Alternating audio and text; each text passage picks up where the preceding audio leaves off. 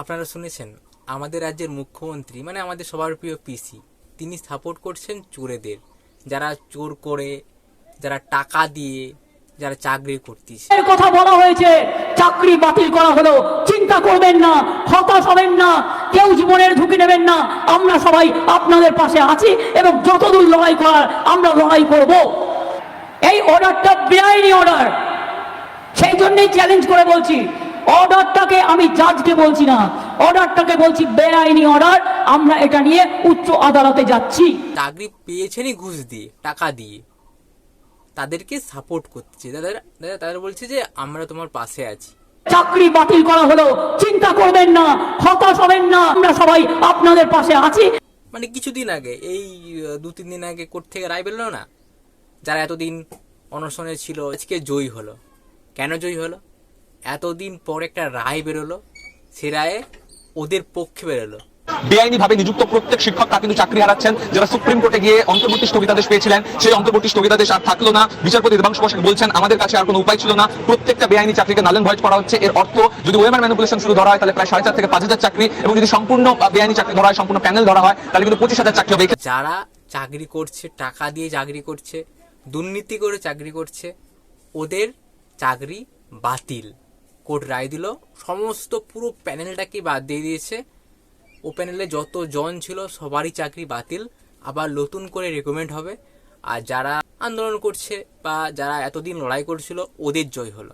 2016 প্যানেলভুক্ত ছিলেন, কেউ কেউ প্যানেলের বাইরেও ছিলেন, সব মিলিয়ে সংখ্যাটা 25,753, যার মধ্যে প্রায় 22,000 কর্মরত শিক্ষক। চাকরি গেল প্রত্যেকের। কিন্তু ক্ষতিটা কাদের হলো? ক্ষতিটা হলো যারা এতদিন চাকরি করছিল ওদের ক্ষতি হলো। কেমন হবে ক্ষতি হলো? মা বাবা আছে, তাদের রেসপন্সিবিলিটি আছে, আজকে তার দায় কে নেবে? যদি জাজ, সবচেয়ে বড় কথা বিকাশ রঞ্জন ভট্টাচার্য মহাশয়কে আমি বলতে চাইবো, উনি তো একজন বড় উকিল, উনি বোঝাতে চেয়েছেন যে আমরা সবাই 2 নম্বরই ভাবে পেয়েছি, তাই তো? ওনার অব্দি এই খবরটা মানে পৌঁছাবেন। আপনি অনেক পড়াশোনা জানেন, অনেক বড় উকিল হতে পারেন, আমরা হয়তো অত বুঝি না, কিন্তু এইটুকুনি বুঝি যে আমরা সৎ উপায়ে চাকরিটা পেয়েছি এবং আমাদের এই চাকরিটা থাকার বৈধ কাগজপত্র আমাদের কাছে আছে। তার সত্ত্বেও উনি ওদের মধ্যে তো কিছু কিছু ভালোরাও রয়েছে, টাকা দিয়ে চাকরি করেছে সেরকম তো না। অনেকে আছে যারা নাম্বার পেয়ে চাকরি করেছে, যারা ভালো নাম্বার থেকে চাকরি করেছে।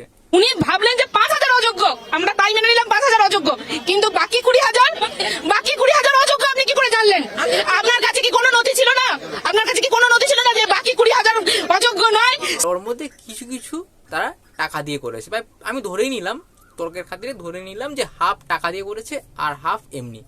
কিন্তু রাজ্য সরকারের ভুলের জন্য বা কিছু নেতা নেত্রীদের ভুলের জন্য, ভুল মানে কি মস্ত বড় ভুল, মানে টাকা নেওয়ার জন্য, ঘুষ নেওয়ার জন্য যারা এখন চাকরি হারালো তাদের অবস্থাটা না পারেন না।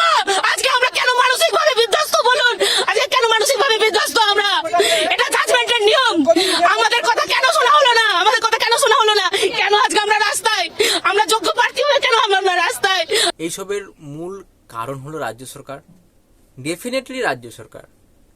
আর রাজ্য সরকারের কিছু কিছু নেতা যারা এখন জেলে আছে, এখন তদন্ত হলে বেরোবে, আরও মাথা বেরোবে নিশ্চয়ই, যে কে কে এর মেন মূল কে, সব বেরোবে, তদন্ত চলছে। বাট তদন্তের মতন চলছে, ওটা নিয়ে আমরা আম পাবলিক বা আমরা কিছুই বলতে পারি না। ওরা কোর্ট রায় দেবে বা কোর্ট করবে। কিন্তু একটা কথা আপনারা ভাবুন, চোরেদের সাপোর্ট করেছে আমাদের সবার প্রিয়, আমাদের রাজ্যের মুখ্যমন্ত্রী। মানে এটা মানে ভাবলেই কেমন লাগে না? চাকরি বাতিল করা হলো, চিন্তা করবেন না, হতাশ হবেন না, কেউ জীবনের ঝুঁকি নেবেন না, আমরা সবাই আপনাদের পাশে আছি। তারা চুরি করে চাকরি পেয়েছে, টাকা দিয়ে চাকরি পেয়েছে, তাদের সাপোর্ট করছে আমাদের রাজ্যের মুখ্যমন্ত্রী। তার মানে কি চোরেদের সাপোর্ট করা বলে না, চোরেদের সাপোর্ট করছে রাজ্যের মুখ্যমন্ত্রী। আমরা সবাই আপনাদের পাশে আছি। আমাদের সবার প্রিয় পিসি, কতটা খারাপ লাগতে পারে আমাদের এই সব দিক থেকে। আমরা কোন রাজ্যে বাস করি ভাই? আমরা কোন রাজ্যে বাস করি যে রাজ্যের যারা চিটিং করে পাস করে, যারা টাকা দিয়ে পাস করে, তাদের সাপোর্ট করেছে আমাদের সবার প্রিয় মুখ্যমন্ত্রী।